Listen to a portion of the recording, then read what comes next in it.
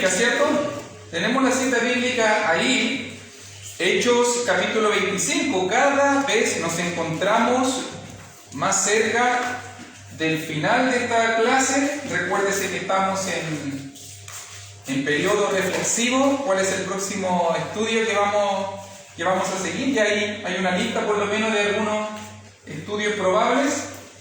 Y vamos a estar leyendo, como siempre, vamos a estar leyendo el capítulo 25, así que vamos a estar involucrando a la concurrencia a la lectura, todos con su Biblia ahí, ¿ok? Déjenme llegar a mí, por favor, para poder estar todos bien.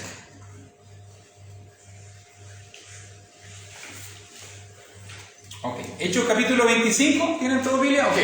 Mi hermanito Sergio, ayúdame como siempre, versículo 1. Ahora mi hermanita Arisa 2, 3, mi hermano Víctor, Edison 4, Yanina 5, Elías 6, Jaime 7, mi hermana Jessica 8, mi hermana Jessica 9, mi hermano Matías 10, mi hermana Lizzy 11, mi hermano Iván 12, mi hermano Lucas 13, 14, Lenita, 15, Rodrigo, 16, Damaris, 17, mi hermana Nati, 17, ¿cierto? 16, 17, 18, Roberito, 19, María Angélica y yo el 20, y así sucesivamente. 19, Kika, sí. Hermana Magali, disculpe, no la había visto. Pero ustedes ven. No sé si está escondida atrás de Nicky o Nicky escondida atrás de usted, pero ahí estaba. Estaba por ahí la cosa. Ok, mi hermanita Magali 20 y yo 21. Me van a hacer por favor. Llegado pues Festo a la provincia, volvió de Cesarea a Jerusalén 3 días después. Y los principales sacerdotes y los más influyentes de los judíos se presentaron ante él contra Pablo y le rogaron, pidiendo contra él como gracia que le hiciese traer a Jerusalén, preparando ellos una celada para matarlo en el camino. Pero Festo respondió que Pablo estaba custodiado en Cesarea, a donde él mismo partiría en breve. Los que de vosotros puedan, dijo, desciendan conmigo, y si hay algún crimen en este hombre, acúsenle. Y deteniéndose entre ellos no más de 8 o 10 días, venido a Cesarea, al siguiente día se sentó en el tribunal y mandó que fuese traído Pablo. Cuando éste llegó, lo rodearon los judíos que habían venido de Jerusalén, presentando contra él muchas y graves acusaciones, las cuales no podían probar. alegando Pablo en su defensa, ni contra la ley de los judíos, ni contra el templo, ni contra César he pecado en nada. Pero Festo, queriendo congraciarse con los judíos, respondiendo a Pablo dijo: ¿Quieres subir a Jerusalén y allá ser juzgado de estas cosas delante de mí? Pablo dijo: ante el tribuno de César estoy, donde debo ser juzgado. A los judíos no les he hecho ningún agravio, como tú sabes muy bien. Porque si algún agravio o cosa alguna digna de mal que he hecho, no rehuso valer, pero si nada hay de las cosas de que estos me acusan, nadie puede entregarme a ellos. A César, Entonces esto, habiendo hablado con el consejo, respondió: a César haz hablado, a César dirás. Unos días más tarde, el rey Agripa llegó con su hermana Berenice a presentar sus respetos a Festo. Y como estuvieron allí muchos días, Festo expuso al rey la causa de Pablo, diciendo: un hombre ha sido dejado preso por Félix, respecto al cual, cuando fui a Jerusalén, se me presentaron los principales sacerdotes y los ancianos de los judíos, pidiendo sentencia de condenación contra él. A esto respondí, que no es costumbre que de los romanos entregar a alguno a la muerte, antes que el acusado tenga delante a sus acusadores, y va a defenderse de las acusaciones. Así que, habiendo venido ellos juntos acá, sin ninguna dilación, al día siguiente, sentado en el tribunal, mandé a traer al hombre. Y estando presentes los acusadores, ningún cargo presentaron de los que yo sospechaba. En cambio, tenían algo que ver con su religión y con un hombre muerto llamado Jesús, quien, según Pablo, está vivo. Yo, dudando en cuestión semejante, le pregunté si quería ir a Jerusalén y allá ser juzgado de estas cosas. Mas como Pablo apeló para que se le reservase para el conocimiento de Augusto, mandé que le custodiasen hasta que le enviara yo a César. Entonces Agripa dijo a Festo: yo también quisiera oír a ese hombre. Y él le dijo: mañana lo dirás. Al otro día, viniendo Agripa y Berenice con mucha pompa y entrando en la audiencia con los tribunos y principales hombres de la ciudad, por mandato de Festo, fue traído Pablo. Entonces Festo dijo: Rey Agripa, y todos los varones que estáis aquí juntos con nosotros, aquí tenéis a este hombre respecto del cual toda la multitud de los judíos me ha demandado en Jerusalén y aquí, dando voces que no deben vivir más. Pero yo, hallando que ninguna cosa digna de muerte ha hecho, y como él mismo apeló a Augusto, he determinado enviarle a él. Como no tengo cosa cierta que escribir a mi Señor, le he traído ante vosotros y mayormente ante ti, oh Rey Agripa, para que después de examinarle tenga yo que escribir. Porque me parece fuera de razón enviar a un preso y no informar de los cargos que hay en su contra. Muchas gracias. Leímos otro capítulo más del libro de los Hechos. Normalmente se dice que este capítulo es un capítulo de transición, ya que está puesto en el intertanto entre Pablo, sus 3 viajes misioneros.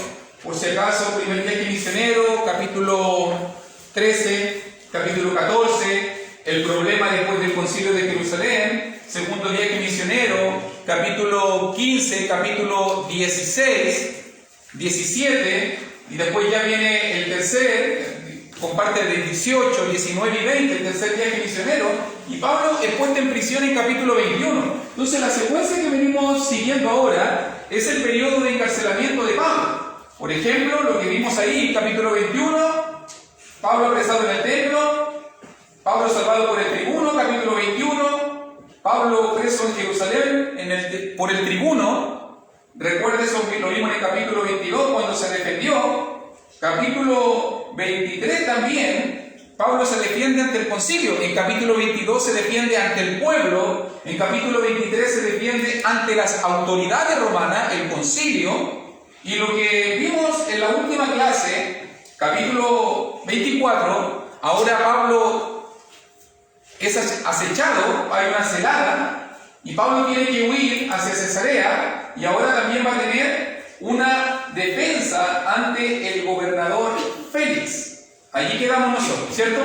En la defensa de Pablo ante el gobernador Félix, y terminamos nosotros diciendo en capítulo 24, que hubo cambio de mando. Eso fue lo que decía el 24-27, pero al cabo de 2 años recibió Félix por sucesor a Porcio Festo, y queriendo Félix congraciarse con los judíos, dejó preso a Pablo. Entonces ahora vemos que Pablo, ¿cuánto tiempo ya está preso? Más de 2 años. Más de 2 años Pablo está preso. Una parte del periodo en Jerusalén y otra parte del periodo en Cesarea. Y recuérdese que Jesús le dijo cuando lo llamó al ministerio que él iba a dar testimonio delante de príncipes, delante de reyes, delante de hartas y altas autoridades, y se está cumpliendo exactamente lo que había dicho. Predicó el Evangelio, se defendió ante el pueblo, predicó el Evangelio ante las máximas autoridades judías, los líderes religiosos, y ahora Pablo en sucesivas charlas, audiencias, está predicándole la palabra a reyes, a altas autoridades. Félix, Porcio Festo eran los gobernadores, o sea, eran las más altas autoridades romanas que habían en esas tierras en Judea. Y ahora el cambio de mando Porcio Festo diplomático, quiere quedar bien con la gente, nunca obviamente el criminal va a ser el que va a tener los beneficios, y él preferir a los acusadores, dejan a Pablo preso, y ahora Porcio Festo se está estableciendo, y todos quieren llevar a Pablo a Jerusalén. ¿Usted sabe por qué quieren llevar a Pablo a Jerusalén o no? ¿Se acuerda o no? ¿Por qué quieren llevar a Pablo a Jerusalén? Acuérdese que hay un plan. Hay más de 40 hombres que yo creo ya que con el tiempo que ha pasado tienen que estar súper delgaditos. ¿Se acuerda de que nosotros vimos que hubo 40 hombres que se juramentaron en capítulo 23? 40 hombres que se juramentaron no comer hasta dar la muerte a Pablo, y que le estaban acechando. O sea, había un plan serio de acabar con la vida de Pablo, y vemos entonces que este plan continúa, y ahora vamos a ver parte del proceso de su encarcelamiento en Cesarea. Y dice allí, como estamos mirando en capítulo 25, la primera parte por lo menos da énfasis en la toma de mando de Porcio Festo que subió de Cesarea a Jerusalén 3 días. Obviamente, como yo lo dije, se habla de esta forma porque Jerusalén está aquí, arriba, en la montaña, y Cesarea está en la costa. Entonces, por eso que se dice allí, subió de Cesarea a Jerusalén. ¿Ok? Esa es la secuencia. A Jerusalén se sube. ¿Por qué? Porque es terreno montañoso. Entonces, en Cesarea está la capital del gobierno romano, del gobierno conquistador, y en Jerusalén está la capital religiosa de Israel. Entonces, obviamente, Porcio Festo está llegando, él tiene que ir a saludar a los que están, o a quienes va a gobernar, a quienes obviamente con quién va a trabajar. Y fíjese lo que está sucediendo, porque inmediatamente, versículo 2, llega Porcio Festo, inmediatamente diríamos nosotros, lo acusete, inmediatamente a acusar a Pablo, inmediatamente con su plan. Y los más influyentes de los judíos se presentaron ante él contra Pablo y le rogaron, pidiendo contra él, note, como gracia, o sea, como una bendición, como un favor. Haznos un favor, tráelo a Jerusalén, por favor. ¿Se da cuenta las artimañas políticas? Aquí hay todo un tema de un tira y afloja, un juego de poderes, porque estas personas influyentes quieren acabar a Pablo, estos líderes religiosos quieren barrer de la tierra a Pablo, y lo único que están tratando de hacer es usar su poder, usar su influencia, tráelo a Jerusalén, como camuflándolo por limpias intenciones, pero preparando ellos una celada para matarle en el camino. Una situación complicada. Recuérdese que Pablo ha enfrentado ya un ministerio de por lo menos 15, 20 años, donde sabe las acechanzas del enemigo, donde sabía por su propio sobrino y su hermana de que los judíos tenían intenciones serias de matar.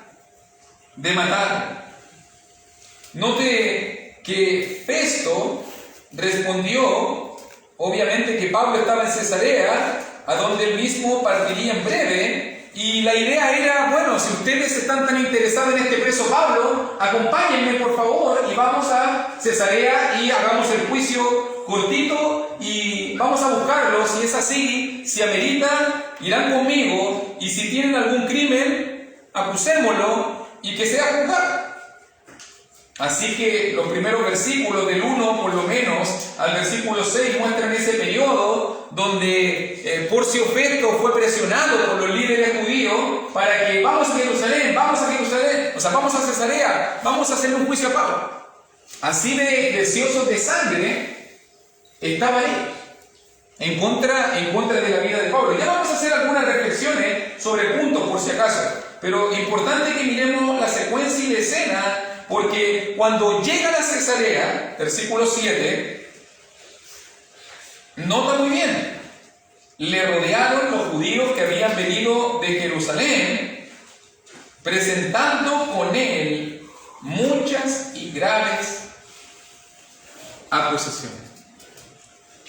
Cuando pienso en este capítulo de transición, que es el capítulo 25, porque el importante va a ser el 26, donde Pablo va a defenderse. Acá en el 25 vemos todas las artimañas que pusieron a Pablo delante de Porcio Festo, delante de Agripa, delante de Berenice y delante de los líderes judíos. En el capítulo 26 vamos a ver el discurso de Pablo, es la tercera vez que Pablo va a contar su conversión. Pero cuando tú miras esto, es inevitable para mí pensar en el tema de las circunstancias. ¿Tú te acuerdas cómo comenzó el libro de los Hechos? ¿Quién era el que se encargaba de hacer estas cosas? ¿Usted se acuerda quién era el que viajaba a otras ciudades con cartas del sumo sacerdote para acusar a otros? ¿Se acuerdan, no? ¿Quién era? ¿Quién era el que lo hacía? ¿Usted lo sabe bien? Un tal Saulo de Tarso. Un tal Saulo de Tarso era el que viajaba, el que en una comitiva iba hacia la ciudad fronteriza de Damasco con cartas para acusar a los judíos, para juzgar a los judíos, o sea, para juzgar a los cristianos delante de los judíos, para barrer y acabar con la iglesia. ¿Habrá pensado eso Pablo? ¿Habrá pensado Pablo? Qué increíble que un día el que fue acusador ahora es acusado, el que fue perseguidor ahora es perseguido. Ahora se habrá visto él en lo que sucedió, por ejemplo, con Esteban. Acuérdense que un día él fue uno de los que rodeó a Esteban. Recuérdense que él estaba jovencito y pusieron los pies de él, las ropas, y él tuvo que ser testigo. Tiene que haber tomado una piedra también, porque era delante de quien pusieron las ropas, y tiene que haber participado de la lapidación de Esteban, el primer mártir cristiano. Nota lo que está sucediendo. ¿Cómo tiene que haberse sentido Pablo? Un día él acusaba, ahora él es el acusado. Un día él maltrataba, él humillaba, él tomaba del pelo, de la greña a la gente. Ahora él está en esa posición. ¿Pero por qué? Obviamente no voy a decir esto es karma. Alguien diría por ahí, esto es karma. No tiene nada que ver con eso. Recuerda que lo que Pablo está padeciendo ahora era algo que claramente Jesús había dicho, que Pablo tenía que enfrentar, que Pablo tenía que sufrir. No es el karma. ¿Sabe lo que es? Es la voluntad de Dios. Y cuando yo miro el capítulo 25 y veo todas estas celadas, estos encuentros, me pregunto y de repente digo, ¿acaso Jesús no habló de esto? ¿Acaso Jesús no nos advirtió que iba a suceder esto para el cristiano? ¿Se acuerdan, no? Miren, Mateo 5, primera vez que lo digo. Por favor, acompáñenme si quieren. Mateo capítulo 5. ¿Se acuerda, cierto?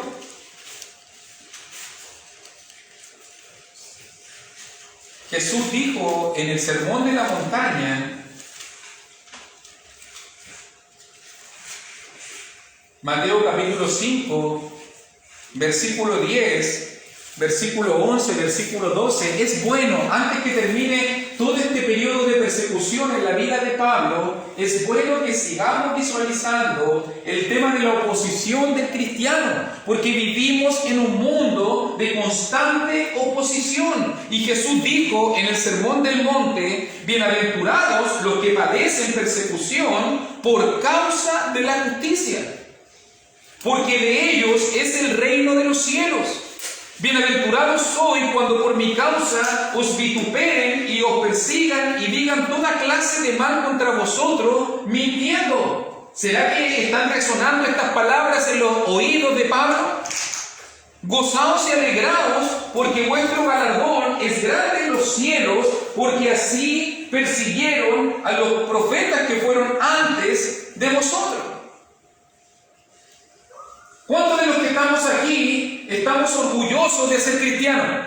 ¿Está feliz de ser cristiano? ¿Está feliz de ser cristiano, no? ¿Y está feliz de padecer por Cristo? Porque un sello de ser cristiano es que en algún momento, en alguna circunstancia, en alguna ocasión, nuestro cristianismo va a ser perseguido. Va a enfrentar oposición. Va a enfrentar pruebas. Jesús dice, gózate y alegra. La gente va a mentir. La gente se va a oponer. Me recuerdo yo, un día también Jesús le advirtió. ¿Se acuerda? Mateo 10. Mire, Mateo 10. Nuevamente se lo advirtió. Mateo capítulo 10. Jesús dijo, por ejemplo, en 10:28,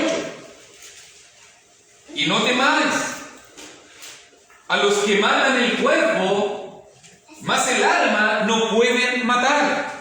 Temed más bien a aquel que puede destruir el alma y el cuerpo en el infierno. También, miren por favor 16, Mateo capítulo 10, versículo 16, he aquí yo os envío como ovejas en medio de lobos. Sed pues prudentes como serpientes y sencillos como palomas, y guardaos de los hombres, porque os entregarán a los concilios, y en sus sinagogas os azotarán, y aun ante gobernadores y reyes seréis llevados por causa de mí, para testimonio a ellos y a los gentiles. Mas cuando os entreguen, no os preocupéis por cómo o qué hablaréis, porque en aquella misma hora os será dado lo que habéis de hablar. Un montón de oposición. Miren lo que Jesús dijo ahora, Mateo capítulo 10, versículo 34. El sermón del capítulo 10 está enfocado en advertirnos y prepararnos lo que viene en el reino. Pero fíjese muy bien ahora, capítulo 10, verso 34. A veces la oposición no es, mira lo que estoy diciendo, a veces la oposición no es la muerte directamente, a veces la oposición no es contra las autoridades religiosas, a veces la oposición, 34, no penséis que he venido para traer paz a la tierra, no he venido para traer paz, sino espada. Porque he venido para poner en disensión al hombre contra su padre, a la hija contra su madre y a la nuera contra su suegra. Y los enemigos del hombre serán los de su casa. Y a veces la oposición está en tu misma familia. Y a veces la oposición está en las mismas 4 paredes donde tú vives. Incomprensión, juicio, crítica, conflictos. Son pruebas que el cristiano enfrenta. Son parte de la oposición de vivir en un mundo que tiene un estilo de vida totalmente diferente, desviado y tergiversado. Y muchas veces por ponernos firmes en lo que debemos ponernos firmes, vamos a tener problemas. ¿Sabe cuál es el punto de ahora? Que vivimos en un mundo tan light que nadie quiere tener problemas con nadie. Y preferimos ceder para evitar un conflicto cuando es más preferible. Fíjese lo que voy a decir. Hay gente que prefiere no tener problemas con el hombre, pero en meterse en problemas con Dios, en vez de tener problemas con el hombre y no estar en problemas con Dios. Mire lo necio. Mire lo necio del asunto. ¿Cuánta gente hoy en día no está de esa misma manera? Piensa en Pablo. ¿Por qué Pablo llegó donde está? ¿Por qué Pablo está sufriendo? ¿Por qué Pablo lo están acusando? ¿Por qué a Pablo lo quieren matar? Porque a Pablo se puso firme con el Evangelio, porque Pablo quiso ser una luz en medio de un mundo de tinieblas, porque Pablo quiso decir las verdades cuando muchos tal vez prefirieron callar o prefirieron amoldarse a las mentiras. Por eso el capítulo 25 de Transición me invita a la reflexión y pensar: ¿a qué estoy dispuesto yo? ¿A qué está dispuesto usted? ¿Prefiere quedar bien con el mundo, pero quedar mal con Dios? ¿O prefiere quedar mal con este mundo, ¿cierto? Pero estar siempre bien delante de Dios? A veces la oposición, te lo digo, es externa. A veces la oposición, te lo digo, es religiosa. A veces la oposición es en tu propia casa, con tus propios seres queridos. ¿Qué vas a hacer? ¿Cómo vamos a responder? ¿Cómo vamos a responder? Por lo menos, nótelo bien. Vamos a mirar un pasaje en Primera de Pedro ahora. ¿Cómo vamos a responder? Mire por favor en Primera de Pedro capítulo 4, porque esto es lo que Pablo debe tener en su mente cuando está pasando esto. Primera de Pedro capítulo 4, y dice allí en Primera de Pedro capítulo 4 versículo 12 al versículo 19. A ver, le voy a pedir, hermano Edison, tú que tienes ahí la Biblia, ¿puedes ayudarme con Primera de Pedro 4, 12 al 19, por favor?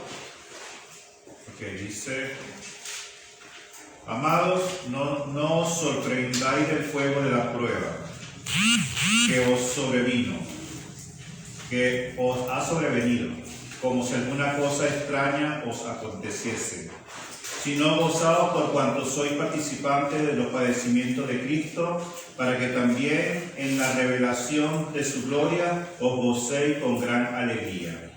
Si sois vituperados por el nombre de Cristo, sois bienaventurados, porque el glorioso Espíritu de Dios reposa sobre vosotros. Ciertamente de parte de ellos Él es blasfemado, pero por vosotros es glorificado. Así que ninguno de vosotros padezca como homicida o ladrón o malhechor o por entremeterse en lo ajeno. Pero si alguno padece como cristiano, no se avergüence, sino glorifique a Dios por ello. Porque es tiempo de que el juicio comience por la casa de Dios. Y si primero comienza por nosotros, ¿cuál será el fin de aquellos que no obedecen el Evangelio de Dios? Y si el justo con dificultad se salva, ¿es donde aparecerá el impío y el pecador? De modo que los que padecen según la voluntad de Dios encomienden sus almas al fiel Creador y hagan el bien. Pregunta lógica del pasaje: ¿son los sufrimientos, la prueba, la oposición ajenas al cristiano? Pedro diría: no te extrañes, los problemas vienen, las pruebas son reales. El sufrimiento, la oposición en la vida del cristiano, no te sorprenda del fuego de prueba como si algo extraño os aconteciese. El punto es que para el cristiano las pruebas, el dolor, el sufrimiento, la oposición tienen una connotación diferente. ¿Cuál es la connotación diferente? Es que el cristiano analiza y piensa realmente: ¿por qué estoy padeciendo? ¿Es mi padecimiento justo? ¿Realmente es un merecimiento, una consecuencia de mis propias malas decisiones? ¿O estoy padeciendo por causa de la voluntad de Dios? Porque Pedro te diría: una cosa diferente es estar sufriendo porque tú tomaste malas decisiones, tu propia culpa, a otra cosa, padecer, como está padeciendo Pablo, por causa de la voluntad de Dios. ¿Cierto? Eso es súper diferente. Por eso uno tiene que tener, por eso es que el pasaje va a decir que hay dos actitudes, porque va a decir, versículo, cuando dice allí, versículo 15, 15, así que ninguno de vosotros padezca como homicida, como ladrón o malhechor entre meterse en lo ajeno, pero si alguno padece como cristiano, no se avergüence. O sea que si yo estoy sufriendo, padeciendo por las propias consecuencias de mis malas decisiones, Dios me dice, siente vergüenza por eso. No puedes sentirte orgulloso de eso. No puedes hablar de eso con grandeza, con gloria o como que es algo terrible. ¡Oh, mira, Señor, lo que estoy pasando! Pero si eso es tu culpa. ¿Tú tomaste esa decisión? ¿Tú fuiste hacia ese rumbo? Qué glorioso hay en tomar decisiones que van en contra de Dios y después estar sufriendo y padeciendo por las mismas decisiones que tomé en contra de Dios. Pero dice el pasaje allí, pero si alguno padece como cristiano, glorifica a Dios. O sea, hay padecimiento injusto y hay padecimiento justo. ¿Usted cree que Pablo se habrá preguntado por qué llegué aquí? Era un hombre que estaba predicando la palabra, estaba tratando de esforzarse por ser fiel a Dios, estaba tratando de esforzarse por buscar la voluntad de Dios. A veces nos esforzamos por hacer la voluntad de Dios y a veces la respuesta del diablo va a ser oposición. Y Pablo diría, amén, gloria a Dios, y Pedro te diría, glorifica a Dios por ello. Pero a veces son mis propias decisiones las que me orillan, en este caso, a ir, a sufrir, a padecer, a dolerme. Entonces yo creo que lo que Pedro nos ayuda a entender es tener sabiduría. Hay algunos que padecen por causa de Dios. Y los que padecen por causa de Dios, glorifiquen a Dios. Y hay algunos que sufren por sus propios pecados y ellos sientan vergüenza. Sientan vergüenza. Si usted se fija, cuando miramos el capítulo 25, todo está confabulando contra Pablo. Todo. Todos quieren oponerse. Los hombres influyentes, los líderes religiosos judíos, el mismo rey Agripa, Herodes Agripa, por si acaso descendiente del primer Herodes, el grande, que fue el que intentó matar al niño Jesucristo. Después de eso él murió, ¿se acuerda que murió Herodes el Grande? Y después vino otro Herodes, que era también tetrarca. Ese también fue el que vio a Jesús y se entrevistó con Jesús y quería que Jesús le hiciera un milagro. Ese fue el mismo Herodes que trató de perseguir a la iglesia. Ahora hay otro tercer Herodes que va a aparecer acá. Y nota cómo los Herodes siguen apareciendo, esta dinastía de reyes malos. Y siempre en contra del pueblo de Dios. Siempre rodeado de líderes influyentes. Siempre en lo sucio y corrupto de la política. Siempre ahí, oponiéndose al pueblo de Dios. Allí estaba Agripa. Y Pablo, nota como lo dijo, me gusta cuando lo desafían, ¿quieres ir a Jerusalén? Pero mira como dice versículo 11 de Hechos 25, 11. Porque si algún agravio o cosa alguna digna de muerte he hecho, no rehuso morir. Ese es un hombre con una conciencia limpia. Si algo malo he hecho, voy a tener que pagar las consecuencias de mis errores. ¿Sí? Si algo digno de muerte, no rehuso morir. Fíjate que Pablo aún incluso entendía que si él hacía algo malo, no le iba a pedir a Dios que lo librara de las consecuencias. Cosa que nosotros hacemos. Para que usted entienda el corazón de Pablo. Uno hace algo malo, se siente culpable y después le está orando a Dios: Señor, por favor, líbrame de las consecuencias de lo mismo malo que yo hice. Líbrame, por favor, de lo malo que me va a pasar cuando yo sé que es malo. Pablo dice: ¿hice algo malo? Sí hice algo malo. Estoy dispuesto a enfrentar las cosas. Lo que no. Así entendía Pablo la justicia de Dios. Para que usted entienda. Así entendía la justicia de Dios Pablo, un hombre que libraba con la justicia de Dios, pero si nada hay de las cosas que estos me acusan, nadie puede entregarme a ellos. Un hombre justo. pero si no soy culpable, no tengo por qué sufrir. Y como entendía que allí, en ese tribunal, no iba a encontrar justicia, líderes corruptos, figuras influyentes religiosas que estaban confabulados, una celada que estaba esperándole en un camino para matarlo, un rey que sería, o un gobernador como Porcio Festo que quería congraciarse con los judíos, Pablo lo vio clarito. Aquí no va a salir nada bueno. No va a salir nada bueno. Entonces estoy delante del César, entonces apélas. Y como él era un ciudadano romano, Pablo nos enseña algo de la ley romana, ya que solamente los ciudadanos romanos legalmente tenían la posibilidad, en un caso de que ellos vieran una injusticia, en el caso de que ellos vieran que no se dirimió lo que estaban exigiendo, ellos podían apelar al mismo emperador y tenían que agendársele una hora para ir a entrevistarse con el mismo emperador, para que el emperador, como máxima autoridad, pudiese darle justicia. Imagínense cómo pasó. Y tal cual como Jesús se lo dijo, un día Pablo iba a llegar a Roma e iba a tener incluso la posibilidad de predicar delante del emperador. Ahora, terminando ya el pasaje, pasan algunos días, se decide que Pablo va a ir a Roma a apelar al César, a Augusto César. Llega el rey Agripa, Berenice, para saludar a Festo, y nuevamente hay otra entrevista con estos líderes, ahora con este rey. Y piensa un poco en esto, porque ya vimos la secuencia por si acaso. Pablo ante el gobernador Porcio Festo, el rey Agripa y Berenice.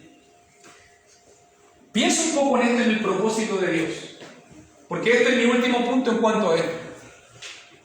Si tú sabes, el Evangelio tenía que ser predicado, ¿cierto?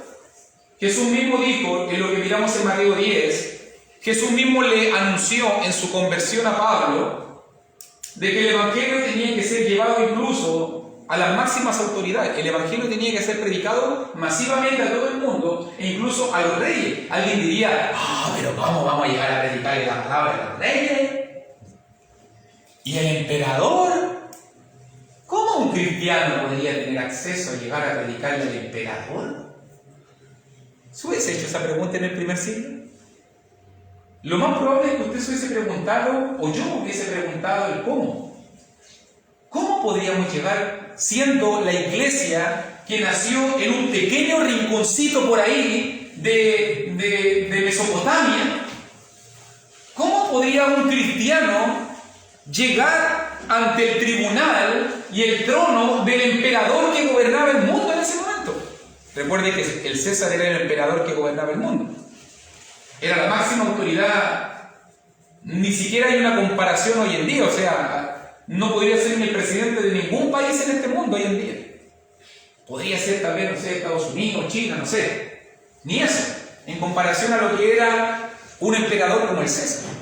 Por las vastas tierras que conquistaba, por el tremendo poder que tenía, algo así como la ONU, un conglomerado. Si usted hubiese visto la extensión del Imperio Romano, que un cristiano llegara a estar delante de esa autoridad y hablarle la palabra de Dios y poder defender su causa, defender a Cristo delante del emperador, muchos diríamos, no se va a poder. Pero lo que quiero decirte con este último punto es que lo que el hombre cree posible, Dios lo puede hacer posible, pero no de las maneras como nosotros pensamos. Porque si usted pensaba de que Pablo iba a llegar con una pompa, rodeado de esclavos, lo iban a llevar en un sillín, en un sitial, y lo iban a poner delante del emperador para poder hablar en un término de igualdad delante de él, eso no iba a pasar. Pero Pablo llegó a hablar delante del emperador. ¿Cómo? Encadenado, preso, pero llegó a hablar delante del emperador. ¿Y usted se ha puesto a pensar en eso? ¿Cómo llegó Jesús a este mundo? Usted hubiese sido la Virgen María, me lo imagino, la hermana embarazada, me imagino la hermanita embarazada. No, si tu hijo va a nacer en un potrero, rodeado de estiércol, rodeado de animales, rodeado de moscas, rodeado de gusanos. gusano rodeado de putrefacción. ¿Cómo? ¿No voy a estar en la amapola? ¿En el hospital del profesor? ¿Cómo? ¿No me van a atender en clínica? Si van a ser el rey de este mundo, ¿cómo el rey de este mundo no van a ser en un hospital de calidad? Alguien podría haber dicho eso, ¿cierto? Pero fíjate que el propósito de Dios fue que Jesús naciera en el lugar más humilde, siendo el rey de esta tierra. Cuando Jesús se anunció como rey, ¿se acuerda? Un pollino, un burrito prestado. Y allí se anunció, Hosana, el que viene en el nombre del Señor. Cuando pensamos en cómo Pablo llegó a predicar delante del emperador, alguien diría, ¿acaso Dios no tenía un mejor método? ¿Dios podría haber tenido un mejor método para que naciese su hijo? ¿Dios no tenía un mejor método para que su rey fuese anunciado en Jerusalén? ¿Dios no tenía un mejor método para que llevase a su mejor apóstol delante del emperador? Yo creo que Dios tenía mejores métodos. Yo creo que Dios pudo haberlo hecho mucho mejor si ese fuese querido. Pero no era su propósito ni voluntad. Porque Él quiere enseñarnos lecciones más importantes que una cuna calentita, que un trono para presentarlo como rey, o un sitial para ponerse en igualdad a un emperador. Lo que importa es su propósito y su voluntad. Y no importa las circunstancias. Pablo está aquí preso. Pablo está encadenado. Pablo va a sufrir. Pero Pablo llegó a estar delante del emperador más grande de su tiempo. Porque esa era la voluntad de Dios. Y si la voluntad de Dios es que tú estés delante de un emperador y defiendas la causa de Cristo, nada lo va a detener. Nada se puede evitar. Quiero decirte con esto que Dios tenía propósito en todo lo que estaba haciendo. Tal vez Pablo pudo haber dicho, como muchos hoy en día, yo soy un siervo de Dios, yo sirvo a Dios. Yo debería tener mejores condiciones que cualquier otro, porque soy un siervo de Dios. ¿Cierto? De que muchos hoy en día, pensando que porque son siervos de Dios, tienen que tener mejores condiciones que otros. Pablo te diría, no interesa. Realmente, lo que interesa es que sirvas a Dios. Lo que interesa es el propósito de Dios. Lo que interesa es que se cumpla la voluntad de Dios. Ni la madre de Jesús pidió mejores condiciones. Ni el mismo Jesús pidió un mejor burro, un asno o una mejor comitiva para presentarse como rey. Ni Pablo pidió los mejores asientos para llegar delante del emperador. Eso me enseña una lección importantísima. Que el cristianismo va totalmente en contra de lo que nosotros pensaríamos, de lo que nosotros creeríamos, que es lo correcto, que es lo justo, que es lo de Dios, que es lo espiritual. Por eso quiero animarte en esta transición. Tiene que haber sido difícil para Pablo. Pablo tuvo que apelar a César por una medida desesperada. Está todo confabulado en contra de él. Incluso Porcio Festo lo confiesa íntimamente. Él no hizo nada digno de muerte. Él podría haber salido en libertad. Pero la verdad es que hay que acomodar la cosa y apeló al César. ¿Cierto? Apeló al César. Entonces, la próxima clase vamos a mirar ahora la defensa de Pablo. Porque Pablo se va a presentar, todo esto que dijo Pablo en capítulo 26, lo va a decir delante de Porcio Festo, todo lo va a decir delante del rey Agripa, el descendiente de Herodes, delante de Berenice también, de estas grandes autoridades, de estos reyes, de estos príncipes y princesas. Pablo va a defender la causa y contar su conversión. ¿Ok? Para que usted entienda este capítulo de transición. Pero cosas importantísimas, el propósito de Dios. Pablo iba a llegar a Roma, no como él quería. Pero sí Pablo, acuérdese que se renunció a los hermanos de Roma. Yo voy a ir para allá, yo voy para allá. ¿Se acuerda que la carta de Romanos Pablo escribió? Pero Pablo no sabía que iba a llegar preso, encadenado y en naufragio. ¿Cierto? Porque los propósitos de Dios no son como los que muchas veces nosotros pensamos. ¿Cierto? Vamos ahora